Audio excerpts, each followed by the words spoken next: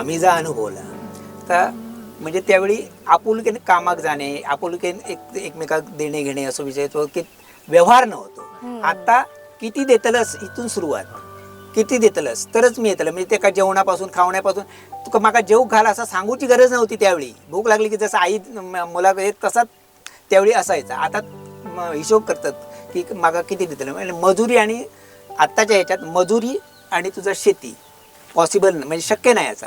म्हणजे त्यापेक्षा विकत घेतले तांदूळ बरे अशी पद्धत दादा इलेली असा. म्हणजे मजुरी नाही म्हणजे 500-500 रुपये 2 माणसांका द्यायचे. त्या 1000 रुपये सरळ एखादा पोता आणूक बरा. म्हणजे तू एका दिवसाची मजुरी तू महिन्याभराचा यात तू विकत घेऊ शकता अशी परिस्थिती आहे. म्हणजे शेती ह्या नाही. पण माझी शेती आहे ना ती पडसर रावताने म्हणून आजकाल लोक जातात. माझी शेती, माझ्या शेतीतला मी खात आहे ह्या एक आनंद केलेले असतात आणि केलेले असो. आम्ही सुद्धा म्हणजे पूर्वी आमचा शेत माझा पडसर रावताने, पडसर म्हणजे पडीक रावताने ह्याची भावना आजही शेतकऱ्यांमध्ये असा.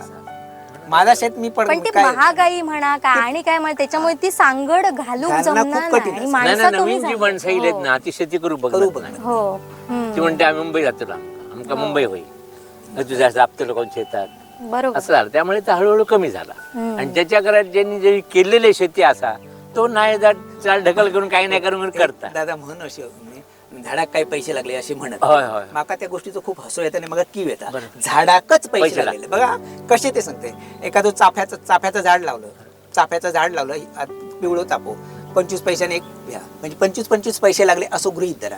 शेंग आता शेवग्याची शेंग किती रुपये मिळतं, नंतर 5-5 रुपये एक झालेली आहे. 5-5 रुपये लागलेले आहेत ह्यो आपण विचारच नाही. आणि तो करणं गरजेचा.